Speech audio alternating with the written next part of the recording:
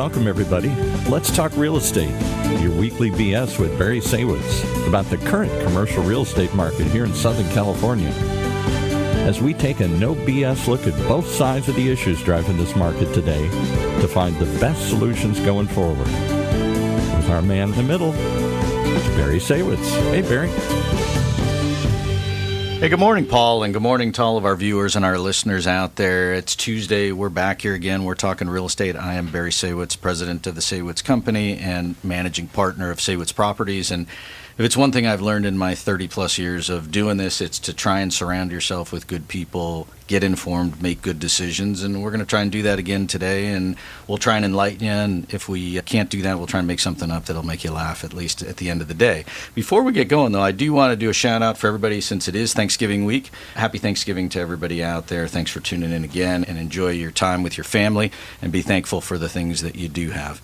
And with all of that said, I want to welcome our guest, Bob Olson from RD Olson Development, principal, founder, real estate developer extraordinaire. Thanks for coming on the show. Thank you, Barry. Thank you for the invitation. Yeah, so we had you back. We had you here a couple of years ago. It's been a little while, and when you were here the last time, we were talking about an exciting project that you have that was just getting off the ground and was in the early stages of trying to get approvals from the various different agencies and entities. And you fast forward here today, you've made some real good progress, and so I figured we'd have you come back on and talk about where that stands, because it really is such an exciting project. It's the Dana Point Harbor redevelopment project that you're involved with. I guess give us a little bit of the background and who the different players are with that project, and then I want to get some updates from you on where things are at. So great. Yeah, fantastic. Love talking about Dana Point Harbor. Very exciting project for South County. Back in 2018, 3 partners took over the harbor. That was our company, RD Olson Development, Burnham Ward retail developers based out of Newport Beach, experts in their field, and then Bellingham Marine, Bellingham Financial, who Joe Uberoth is behind that and in charge of all the marina side development. So we have been in the entitlement process over the last 6 years. The retail and the harbor was all approved about 3 years ago. You'll see now that there's a new parking structure in place.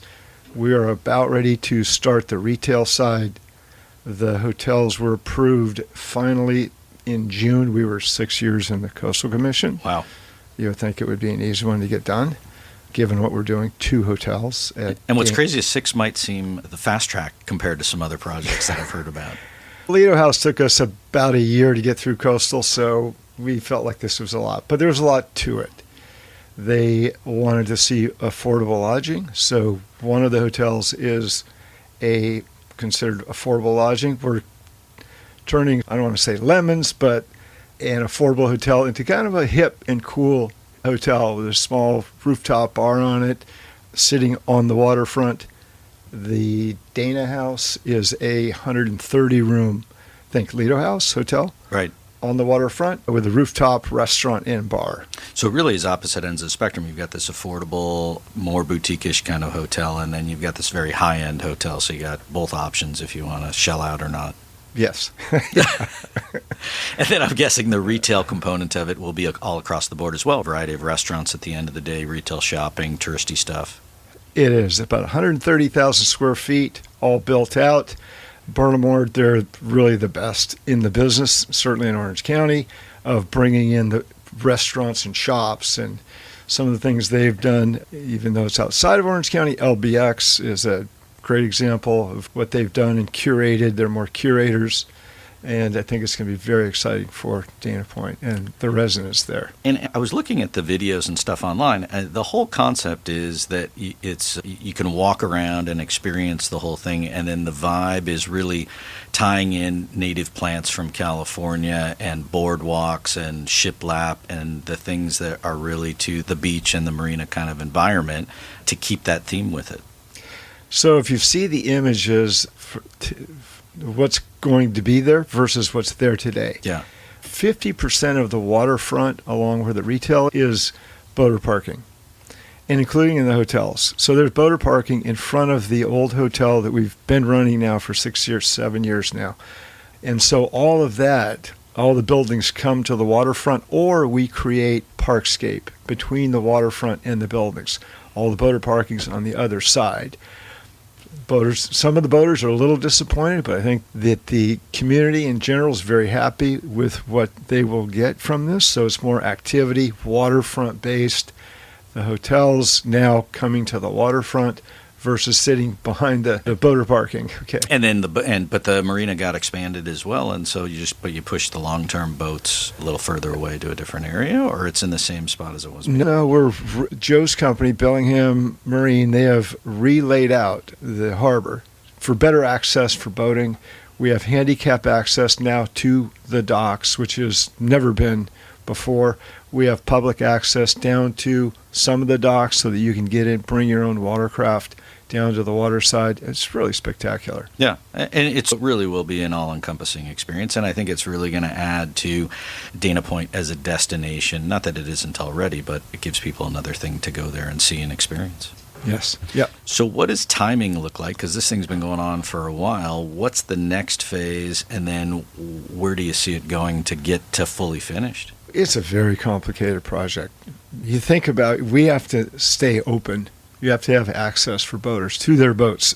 We're keeping some of the retail open to try and continue some sort of experience at the waterfront. At the same time, we want to get everything done and built. Our hope is that we are done by the Olympics. For the hotels, it's going to be a challenge, but retail certainly. But I mean, it's a total transformation and very complicated. So we are in final documents for our loan that's going to cover the rest of the retail and the rest of the marina.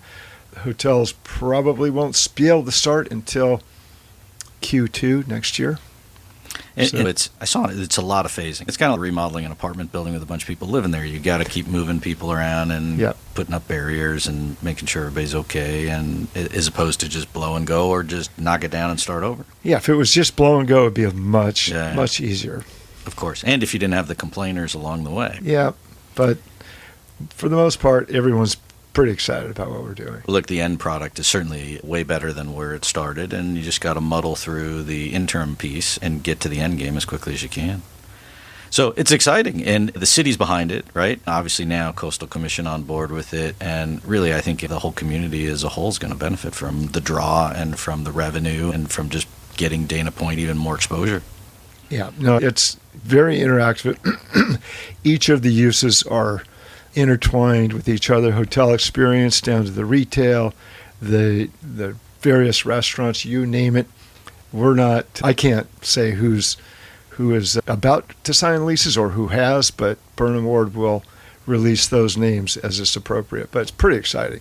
Pretty neat groups coming. Yeah, cool. It's exciting. And so you have other projects going on, too. I know you built the Lido House in Newport Beach, where the old City Hall was, and you were telling me that you're doing some expansion and renovation and tweaking to that footprint. What's going on there? So on the back of Lido House, we have 5 cottages. They're 3-story, about 1,500 square feet, residences. And so those were a big hit.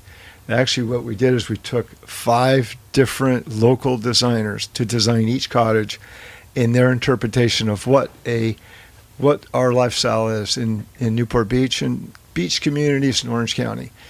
They're a hit. So the fire station became available next to our property. So we took that over, bulldozed it. By the way, we did a really fun demo party there. Brought in all the old firefighter guys that retired. The stories were incredible. But anyway, so now we're building 5 more, and we've brought in 5 more designers. And so it's really exciting. And it's a little noisy around the hotel, but it's a good noisy. Then we've created some new smaller meeting space. In fact, out on Newport Boulevard, we have a conservatory pre-made in England. It's inspired by my home that I built on Balboa Island. And Lido House was inspired by my home. They're total Nantucket design.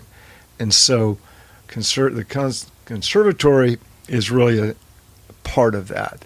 750 square feet with a fireplace inside. You got to go see it. We're going to do a Christmas mart with Santa Claus on December 21st, 22nd, and 23rd. All right. Free giveaways. Yep. Candy, free knee, wish for what you want. Yeah. That's cool. And that hotel continues to be a draw for Newport Beach down there on the peninsula, and also just a place for locals to go and hang out at night and on the weekends. Yeah, very much. So what Lido House is, the locals hotel, is what we say. Everything about Lido House is local. This is what Dana House is going to be. Everything local. Tell the story of Dana Point, Dana Harbor, before the harbor was there. I mean, there's so much rich history in Newport Beach and Dana Point. Yeah. And so it's fun. Someone says, you work a lot. No, I don't work at all. It's fun stuff, right? You're doing exciting stuff, and that's neat. Yeah. And then you've got another project in Sedona, in Arizona. I guess talk about that. That's a little different ball of wax, right? Yeah, very different. We, over the course of the last 4.5 years, acquired and entitled 12 acres in downtown Sedona, a quarter of a mile of Oak Creek, if you know where that is. It's ground zero. And Sedona, it's really the capital of experiential travel. Yeah. And there's a shortage of high-quality lodging, spa experience, restaurants. Especially right in the town. In town. Yeah, we're 200 yards from Topolaki Village, which is a artesian village of local artists, and it's very cool. And we're half a mile from probably the biggest and best trailhead. This is where the future of travel is. That segment of travel is on fire, and it is. People really go there for the relaxation, for the experiential experience, if you will, the holistic, the healing. I mean, it's all of that wrapped up. You feel, I don't know, last time I was there, I felt like I was not alone. I don't know how else to explain it. It's one of the things that there's actually a book on the vortexes of Sedona. In fact, just kiddingly, I told friends, we have a vortex on the property. How do you know? I moved it over there. Just kidding. But it is very spiritual there. Yeah. You go there, some of the hikes, and it's just absolutely amazing. It's world renowned for what it has to offer for travelers. And where are you at in the stages of development on that project? We are out just getting ready to go to our lending community for loans, and we'll probably pick a lender by year end or first few weeks of January. Hopefully get started Q1. And then a time frame for completion with that? About 18 months. Yeah. Yep. And then you'll be off and running. Off and running. It's a good segue into what I wanted to ask you next, which is the lending side of things, because you're a real estate guy and you've been doing it a long time with a variety of different projects. And I'm reading on my phone this morning, they're talking about the Fed meeting coming up, whether the Fed's going to drop rates in December or in January or both, and whether that's going to do anything for anybody, the commercial side of things or the residential side. I'm curious your thoughts on how that plays into the overall economy and then how it works back into your business, if at all. The Fed, as much publicity as they get about what they're going to do with interest rates, it's really only short-term interest rates that they have an effect on. So for floating rate loans, I think it matters, but for 10-year treasuries, there's very little effect. I think for that. Commercial guys, it's a minimal effect. It's a mindset, probably more than anything. Where do we see things going? It's been a tight last 12 months for sure. No one was sure where the election was going to go for the most part. And when Trump came in, talked about tariffs, people froze a bit. That's been easing up. I think we're going to see lenders, and what we're hearing from the lending community is that it's going to open up for construction loans.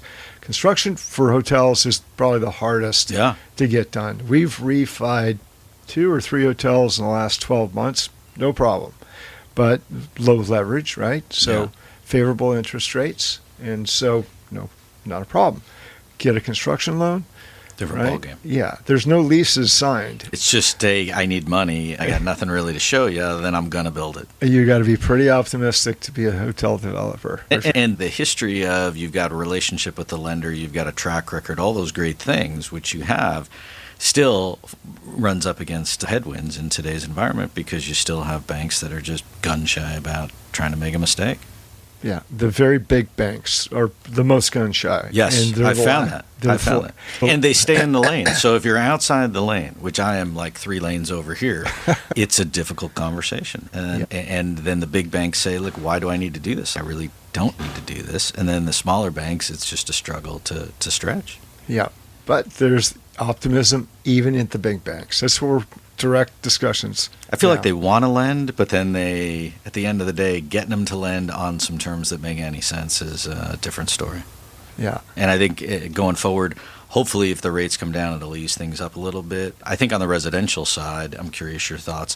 The perception is, hey, if rates come down, then my mortgage payment could come down, and then maybe I could refi, or I could afford a little bit more, or I'd go out and buy or think about doing something. And I think that just feels like it would create more volume, transaction volume in the market, which might help just spur things along. Yeah, for interest rate sensitive home buyers, yes. Absolutely makes a big difference. And our contacts at some of the bigger banks say that when interest rates, who knows if we'll get there or not, get to 5%, it will be a flood of buyers and sellers. Yeah. Interesting to see. Well, knock on wood, that's what they hope. And all the mortgage guys and the escrow people that have been waiting for it, they're back. But we'll see if that goes.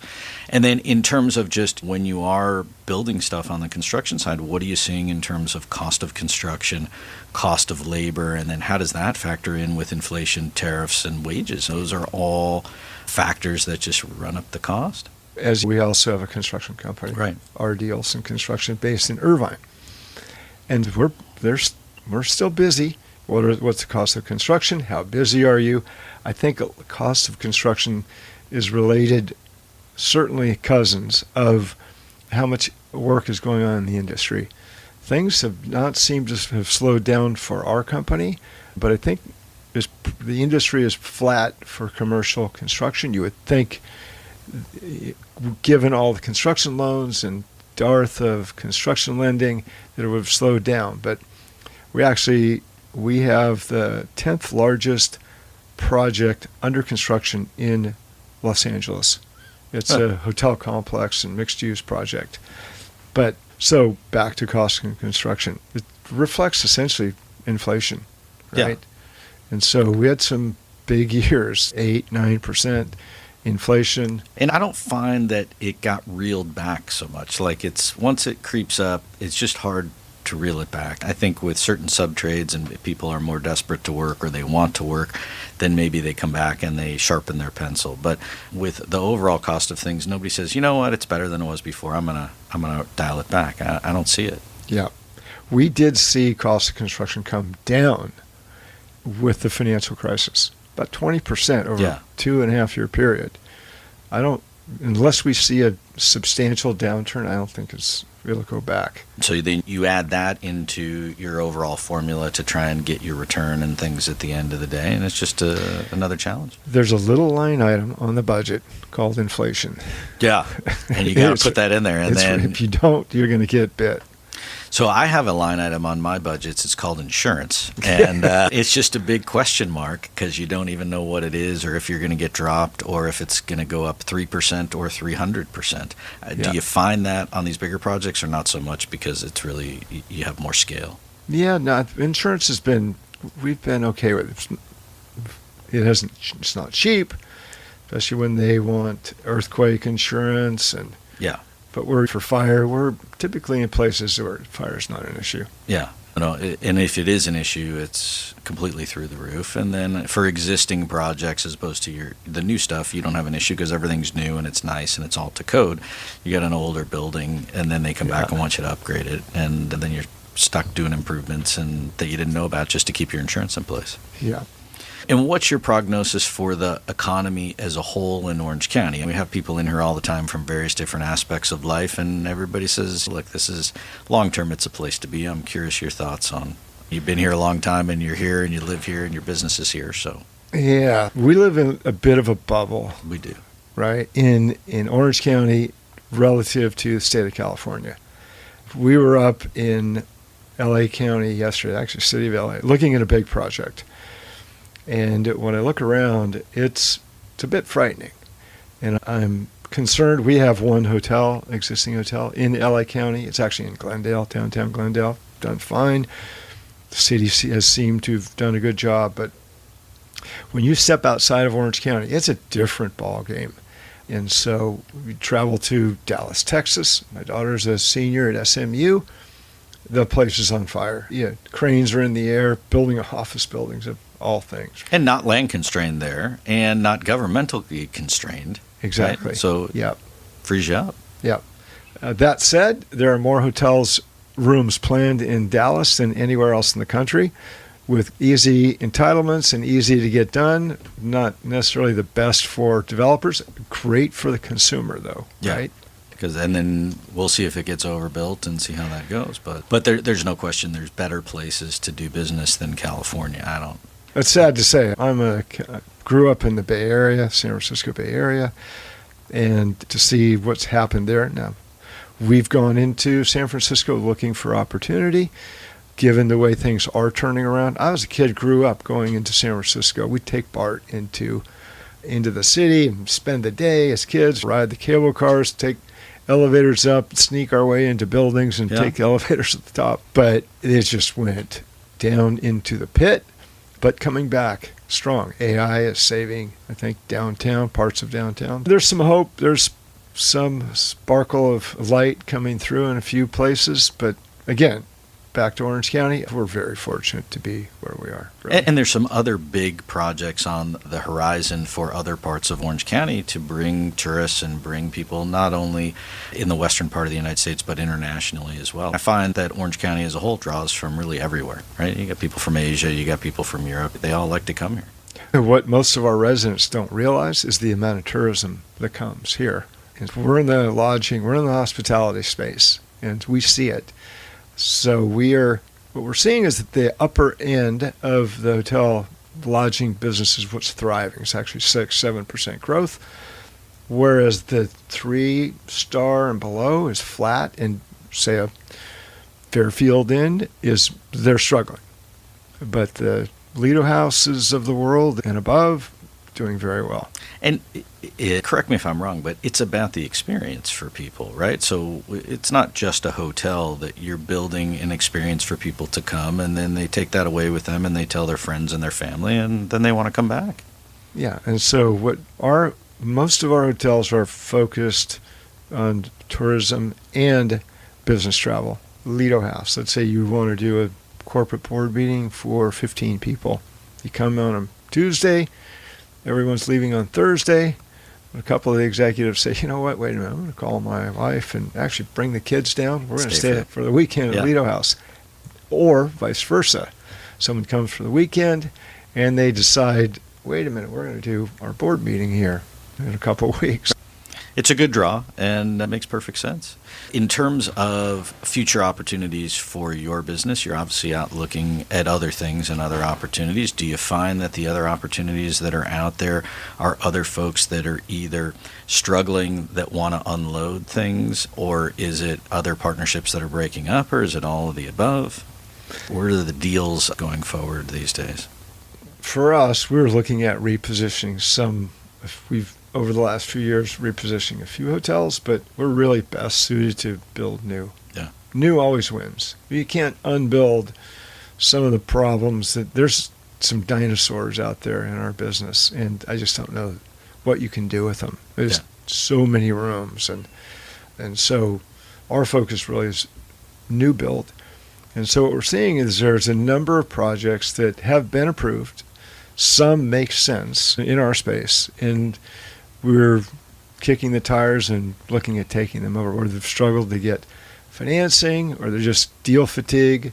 So we're interested in those. We're actually looking at one in San Diego now, San Diego County, and a few up in the Bay Area, and we're looking east as well. And do you find when you go into these other areas that you take the temperature of the municipality that you're going to be in to make sure that they're on board with whatever it is that you think that you want to do, so that you don't run into headwinds with them? I know you have a great relationship with Newport Beach and Dana Point, which makes it all the better, but I got to figure that's a big factor as well. Yeah, you never know until you get down in the tent. In Sedona, we thought, this is going to be easy. Not so easy. And it's a very NIMBY area. It took us a lot longer than it should have. taken to get approved because it's a environmentally sensitive. It's a very accretive to the community, but there's a lot of retirees that have moved there and become They don't change. a bit activist. But I'll tell you, at Lido House, we had some pushback at our hotel there. Employees are going to park in front of our house. There's parties going on every night, the music. Our best customers are The people who can walk across the street who are the complainers. Exactly. Yeah, I find that as well. But at the time, they're the loudest cheerleaders. Yeah, it's hard to tell. People don't really know. Yeah. So. And so if people want to find out more information about you or about these developments and the things that you have working on, where would they go? What's the website address that they could go to? For development, it's rdodevelopment.com. And our construction company as well, RD Olson Construction, is rdolson.com. Pretty simple. Yeah, easy stuff. Yeah. Look, I appreciate you coming on and sharing your thoughts and your wisdom and your projects with us, and it's exciting stuff, and I wish you and your family, and congratulations on your daughter graduating. My son's going to do the same, and then I don't know what the next step is. We'll take it one day at a time, but it's exciting as well, and much continued success to you and the company, and thanks for coming on the show. Thank you, Barry. Appreciate it. Yeah. So But I was just going to say, I'm Barry Saywitz, Bob Olson, R.D. Olson, Paul Roberts, OC Talk Radio, Sophia, our producer. Thanks to everybody who puts the show on every week. Thank you to you for tuning in and listening in. Happy Thanksgiving, and we'll see you back here next week on Let's Talk Real Estate.